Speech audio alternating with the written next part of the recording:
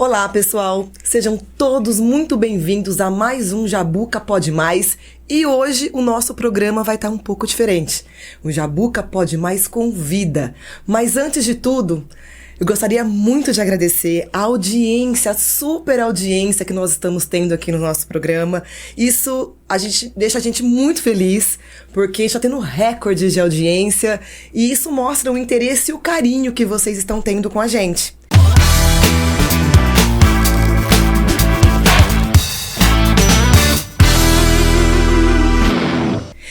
E voltando ao assunto, hoje o nosso programa está um pouco diferente. A gente está tendo um convidado muito especial aqui, o nosso ex-prefeito José Carlos Ori. Tudo bem? Tudo bem, Ori? Rafa, tudo bem, graças a Deus. Obrigado pelo convite. Fico muito feliz de estar aqui no Jabuca Pode Mais.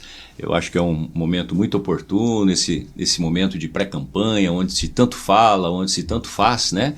Tão necessário. Então, quero agradecer, parabéns pelo seu trabalho, aliás, belíssimo trabalho. Obrigada, Ori.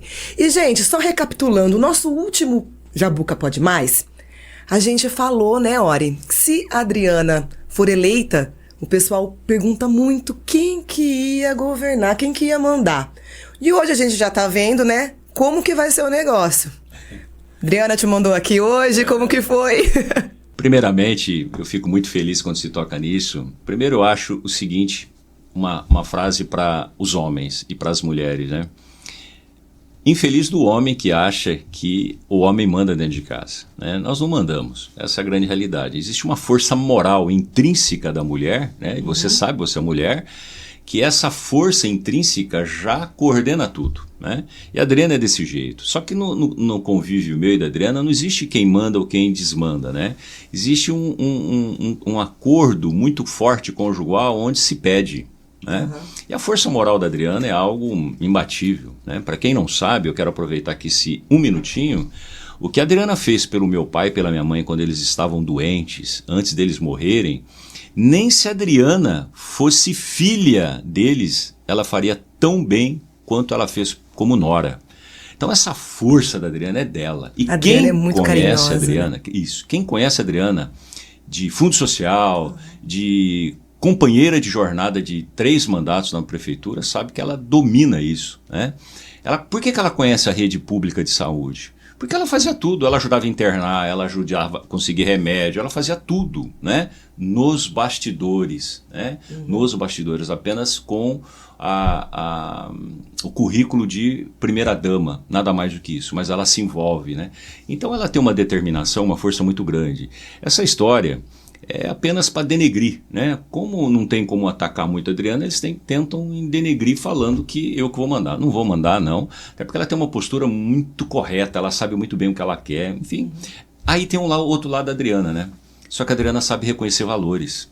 A Adriana já falou 10 vezes para mim do valor do funcionário público. Ela já falou para mim que tem áreas que ela precisa aprender muito comigo. Por exemplo, ela fala assim, como é que eu vou saber buscar recursos fora, em São Paulo, em Brasília, né?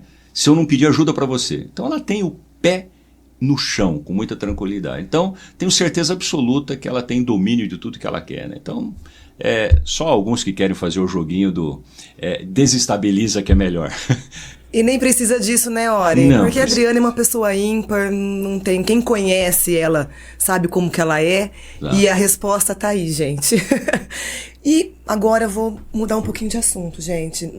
Infelizmente, Ori, você me desculpa, nós vamos tocar num assunto meio chato, de uma situação bem desagradável que aconteceu aqui na cidade.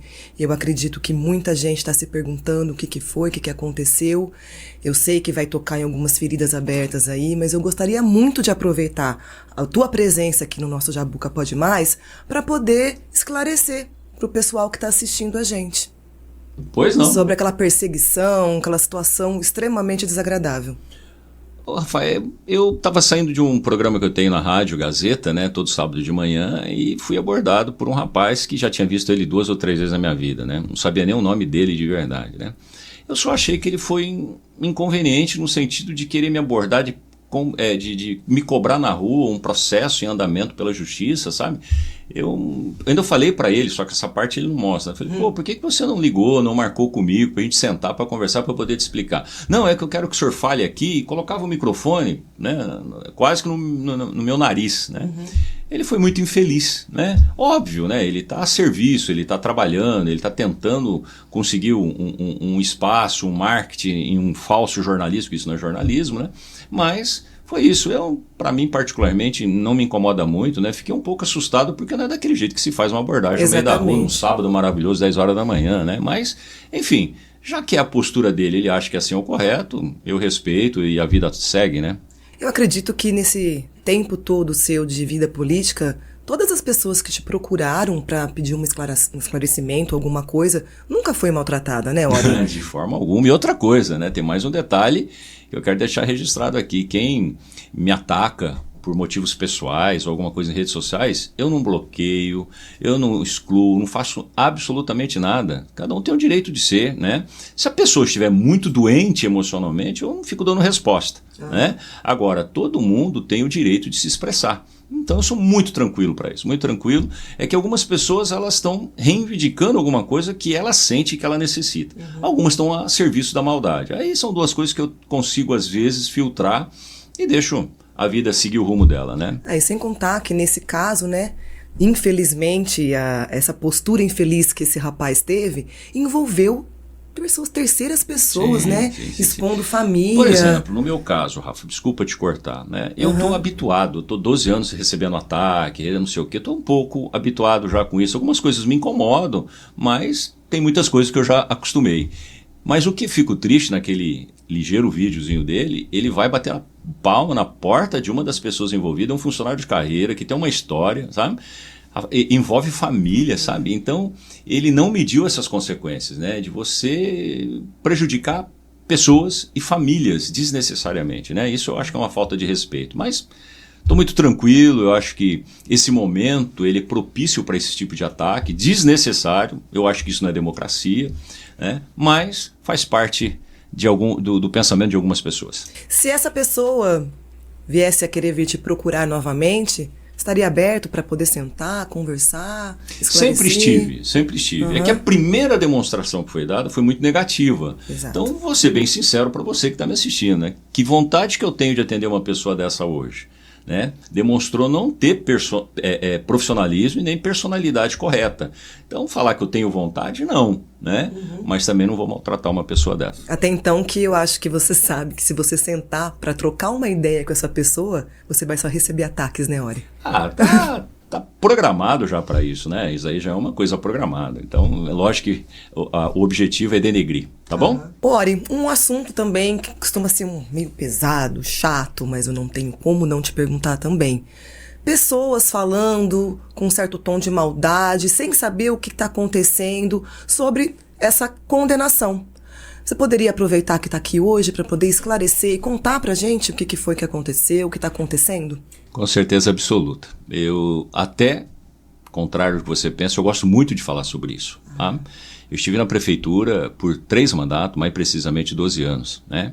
E eu tenho, para quem não sabe, eu tenho 2 condenações. Uma da estrada tão famosa, a Estrada de Lusitânia, que por sinal legalmente acabou, viu, Rafa? Acabou. Já terminou. Está extinta por questão de tempo, né? Mas eu estou condenado. Então eu vou falar da Estrada de Lusitânia. Em 2005, quando eu assumo, eu pego uma estrada destruída, tá? Jabuticabal a Lusitânia, que chega a Pitangueiras, município de Pitangueiras. Nessa estrada, a gente espera por 1 ano, 2005, dinheiro do governo para a gente recapear, para resolver. Não veio dinheiro. Quando chegou em 2006, deu uma chuva em fevereiro que destruiu o pouquinho que tinha. Aí começamos a ter um problema no transporte da agricultura, de produção. Começamos a ter problema no transporte com os alunos. Tivemos que começar a ter problema com o transporte de doentes, né, com as ambulâncias. E os moradores de Pitangueiras, de Lusitânia, enfim, de Vila Nova, dos agricultores, ficou intransitável. Eu fiz um recap. Por 1/3 de um valor de um orçamento que tinha no outro governo, que foi do governo da ex-prefeita Carlota, era o orçamento dela oficial que tinha lá era de 1.600.000, nós fizemos por 600 mil, 580 mais precisamente, tá? Então, foi feito a obra salvou vidas, aconteceu tudo de bom. Foi um emergencial mesmo. Exatamente isso. O que a justiça entendeu, e eu respeito justiça, totalmente. A justiça entendeu assim, não houve dolo, né? Não houve a intenção do erro, não houve roubo, porque diz lá, não houve indícios de enriquecimento ilícito meu. A obra foi feita a contento e não houve perda ao erário público. Porém, a justiça disse, não concordamos com uma forma que foi feita a contratação da empresa. Perdi aqui, perdi em São Paulo, perdi em Brasília. Pronto. Justiça é soberana. Está decidido, tem a condenação, vamos tal. Nesse interim, passaram-se os anos, volto agora com outro mandato, aconteceu um fato que agora poucas pessoas sabem. Existe um processo chamado processo seletivo, que é na educação, que é aquele processo que a gente seletivamente selecionamos através de um concurso professores substitutos. Né? É aquele professor que vai substituir o professor de carreira. Né? Ficou doente, efetivo, né? Maternidade, né? Então, eles se afastam esses professores. O secretário chega na minha sala, na época prefeito, e diz assim, o processo seletivo venceu. Então, a partir de segunda-feira da semana que vem, não tem mais professor substituto. Tá? Eu vi um susto. Né?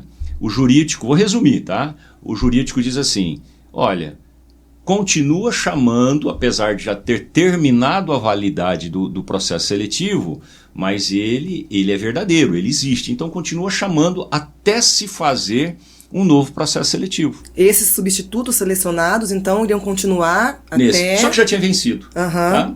Então, o que nós entendemos? Não tem nada... A princípio não tem nada de imoral fazer isso. Certo. Esse processo seletivo é existente. Então, nós continuamos chamando. Qual que foi a falha? Só uma. Se o jurídico ou uma outra pessoa tivesse orientado para que a gente pudesse ter ido no Ministério Público naquela época e pedir um termo de ajuste de conduta. Doutor, promotor, podemos continuar seguindo aqui por um mês e meio, até fazer um novo processo seletivo? Ele ia falar sim e não teria esse problema, só que nós não fizemos isso, né? E o Ministério Público verdadeiramente é um grande condutor, ele nos ajuda muito nesse sentido, de nos orientar. Nós não fomos. Alguém fez esse apontamento, eu perdi em São Paulo, tá? Porque eu contratei irregularmente alguns professores, vários professores ao longo de algum período. Enfim, então esse foi minha segunda condenação. Só que eu faço a seguinte pergunta para você.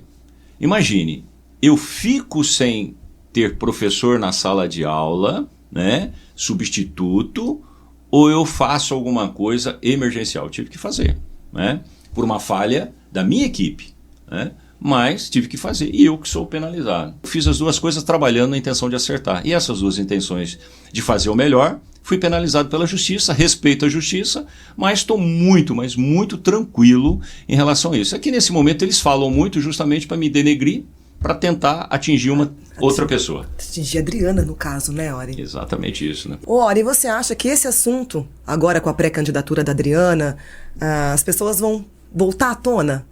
Certeza absoluta, né? Não tenho a menor dúvida disso. Eu falo que o jogo, o jogo político, ele às vezes fica muito pesado, né? As pessoas elas não vão para o embate de ideias, das propostas, elas vão para o embate pessoal, para denegrir alguém. Primeiro detalhe muito importante que eu quero deixar aqui, eu não sou candidato a nada, né? Sou candidato a continuar minha vida profissional, a viver e sempre ajudar Jaboticabal a conquistar o seu espaço num cenário positivo. Então eu não sou, quero deixar registrado, não sou candidato literalmente a nada, né? E eu quero deixar claro para você a tua pergunta que vão realmente ressuscitar esse assunto, vão querer me bombardear, me atacar, para que, tentando denegrir minha imagem, vão tentar atingir a pré-candidatura da Adriana, né? Que, por sinal, ela tem muita maturidade para entender isso daí. Então, estou muito tranquilo. Vamos atacar sim, mas cada um com as suas obras. Certo. Agora vamos respirar um pouquinho, né, gente? Tanto assunto pesado, né? Vamos dar uma respirada. O que você está achando dessa pré-candidatura da Adriana, Ori? Com a tua experiência, com a tua visão política, como que está sendo? Primeiro, eu acho que é muito próximo à leveza do Jabuca Pode Mais, né? Falando com tranquilidade, com leveza, a Adriana tem um lado assim muito espontâneo e natural dela. Ela fala com muita tranquilidade. Quem conhece a Adriana de perto, ela é exatamente assim, né? Leve, espontânea, beija todo mundo, abraça todo mundo, sempre foi. Não é que ela é isso agora, né? Quem conhece sabe disso, né? Então tá indo bem, né? Existe uma aceitação. Não estamos falando aqui de campanha propriamente dita, não estamos falando de eleição, nós estamos falando de pré-campanha e de aceitação ao ser humano maravilhoso que a Adriana é, né? Então eu tenho o privilégio de estar casado há mais de 30 anos com uma mulher que é exatamente isso, né? Solidária, amorosa, dedicada, comprometida, enfim. Então estou achando que essa pré-campanha está realmente acima da média, né? Pela aceitação da pessoa, do ser humano que é a Adriana. Estou muito feliz, desejo para ela assim, o melhor, né? Ela merece, pela história de vida dela, pela origem dela, uma pessoa simples, nasceu no sítio, né? E essa simplicidade está nela até hoje, ela não mudou em nada. Então só tenho aqui nesse momento, já que estamos aqui quase terminando o podcast, só tenho que desejar muito sucesso para ela, porque ela é merecedora disso. E sempre o meu sentimento de gratidão pelo que ela representa, né? E representou e representa até hoje, vai representar sempre, como minha grande companheira, mãe maravilhosa, enfim, uma pessoa acima da média. Você, como ninguém, né, pode falar da sua companheira. Pode ter certeza disso. E essa aceitação toda, gente, a gente consegue ver um pouquinho aqui pela audiência que o nosso Jabuca Pode Mais está tendo. Só tenho que agradecer a todos vocês mais uma vez. Infelizmente, o nosso programa está terminando. Um programa especial, um Jabuca Pode Mais convida. Ori, muito obrigada pela sua presença aqui. Eu que agradeço. Pelos esclarecimentos. E na próxima segunda-feira a gente volta aqui com o Jabuca Pode Mais com a Adriana, esclarecendo as dúvidas, as perguntas que vocês mandam pra gente. A gente só tem a agradecer esse carinho todo que vocês estão tendo aqui com a Adriana, com o nosso programa. E eu espero vocês segunda-feira às 8 horas da noite aqui no Facebook, no nosso Jabuca Pode Mais. Até lá!